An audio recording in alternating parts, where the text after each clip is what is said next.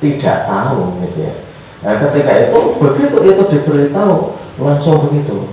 Kenapa bisa begitu? Kunna nu'tal iman qoblal Islam. Kami ini diberi iman dulu sebelum diberi Islam. Nah, kami ini diberi iman dulu sebelum diberi Islam. Islam itu apa? Kewajiban atau apa? Amalan-amalan itu. Rukun Islam kan sholat, puasa, zakat, haji. Tapi kami diberi iman dulu, iman kepada Allah, iman kepada malaikat, kepada Rasul, kepada kitab. Iman itu ya seperti kemarin. Maka orang Arab Badui yang sudah mengucapkan syahadat, yang bilang iman dikatakan lam tu'minu, kalian itu belum beriman, baru Islam. Nah, para sahabat yang awal-awalnya diberi iman dulu sebelum Islam, sebelum disuruh sholat, mereka sudah ditanamkan dulu keyakinan seperti itu. Sebelum ada perintah zakat, sebelum ada, sudah ditanamkan semua, sehingga ketika turun ayat itu sudah langsung dilaksanakan. Itu seperti ini, orang itu diberi kecintaan dan kesetiaan dulu.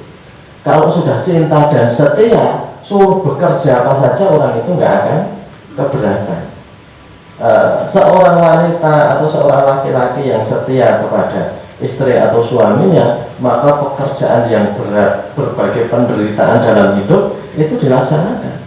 Tapi orang yang nggak ada kesetiaan, gitu ya, orang yang nggak ada kesetiaan, yang nggak ada kecintaan, itu berat sekali mau menjalankan. Jadi para sahabat itu sudah diberikan iman sebelum Islam. Nah sekarang ini banyak orang sudah dijelaskan tentang Islam, tetapi keimanannya itu belum ditanamkan, sehingga aturan yang banyak itu justru semakin memperberat.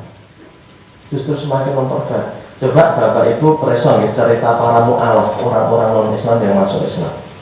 Itu belum tahu apa-apa, tahunya karena berdebat tentang ideologi, tentang akidah, tentang keyakinan, yang akhirnya masuk Islam. Itu mereka jalani berbagai macam. Itu lebih gigih daripada orang-orang yang mengaku Islamnya sejak lahir. Karena apa? Karena kita itu sudah diajari sholat, diajari macam-macam, terkadang lupa nggak diajari keimanannya, nggak diajari keimanannya. Padahal orang itu yang pertama adalah keimanan.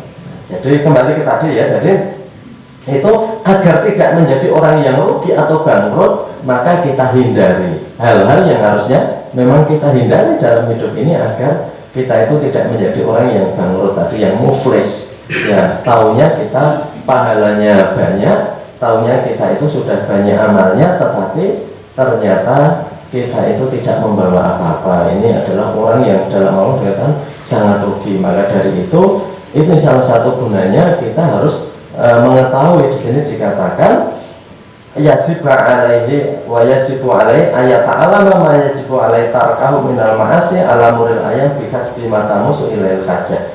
Jadi sejalan dengan kebutuhan kita juga harus mengenali apa-apa yang dilarang. Sebagai penutup ya, sebelum nanti kalau ada tanya jawab, ada seorang sahabat yang kalau bertanya itu hal-hal yang mengerikan, yang harus dihindari.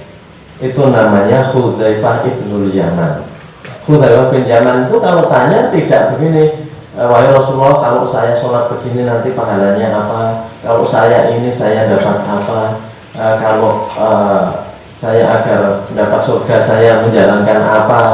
Atau gini, apa niki amalan nopo nggih Pak sing ganjarane kathah.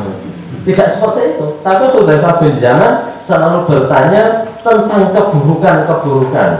Itu beliau ngaku sendiri. Wahai Rasulullah, orang-orang biasanya kalau bertanya tentang pahala dan tentang surga, tapi saya bertanya tentang hal-hal yang keburukan-keburukan ya. Orang-orang bertanya tentang kebaikan, saya bertanya tentang keburukan agar saya bisa menghindarinya. Itu ada sahabat ya, modelnya itu begitu. Itulah kelengkapan kehidupan. Jadi artinya saya hanya mau menyampaikan bahwa yang namanya mengetahui hal-hal yang dilarang itu penting. Jadi ada buku tentang Al-Kabair, tentang dosa-dosa besar. Ada dosa-dosa besar yang dianggap biasa, itu juga ada. Jadi ampun sinaon niku sing ganjarane pira mawon. Mlebu swarga kepripun? Karena bisa jadi kita itu silau dengan itu tapi tidak sadar sambil jalan itu sebenarnya melakukan hal-hal yang itu menghapuskan, sehingga menjadi orang yang sambil berbuat baik, sambil berbuat buruk, seperti orang yang bikin garis tapi sambil menghapus garis itu, atau seperti orang yang memintal tetapi setelah selesai pintalannya, dalam Al-Quran kan gitu. Orang-orang yang kafir itu seperti orang yang memintal, tapi kemudian dirusak lagi. Orang yang ngenam kemudian dirusak lagi, itu seperti itu ibaratnya. Karena orang ada yang sambil jalan sambil menghapus amalnya sendiri. Yo golek ganjaran. Kalau orang sekarang seperti orang yang ngangsu nggo ember borot, atau orang yang ngesaki duit nggo sak sing bolong gitu ya.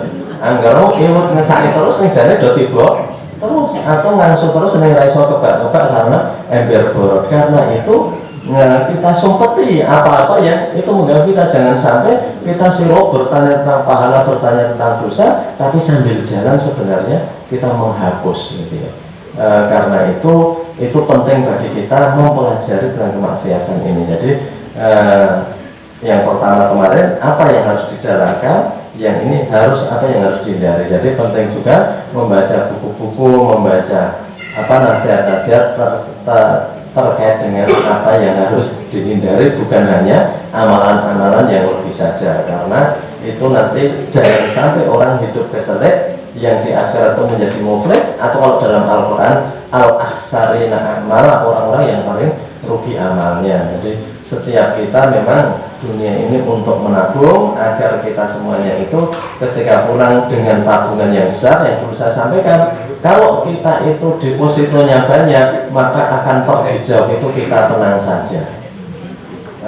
Raineng kata angel ya, pengen numpak apa wae gampang karena tabungannya banyak. Kabeh minta tolong QRIS-nya, anggar ngelah jajan mantan minta QRIS-nya biar langsung di-scan dengan handphone. Apa-apa begitu gitu ya. Artinya atau kita tinggal ngambil duit gitu ya. Itu ibaratnya kalau orang sangunya banyak, tapi orang yang nggak pernah sangu, begitu saatnya kita suruh berangkat, kita itu kebingungan. Apa sing harus didol, dan terkadang sing didol ya ora enak gitu ya. Maka waktunya telah habis, kematian itu datangnya begitu. Maka semuanya mengatakan, wah, niki ajeng enten selipah. Ada yang meninggal mendadak gitu. Semua meninggal rata-rata mendadak, dalam arti bahwa orang yang sakit parah pun bisa sembuh lagi gitu ya. Orang yang sehat langsung bisa meninggal. Jadi saya katakan bahwa kematian itu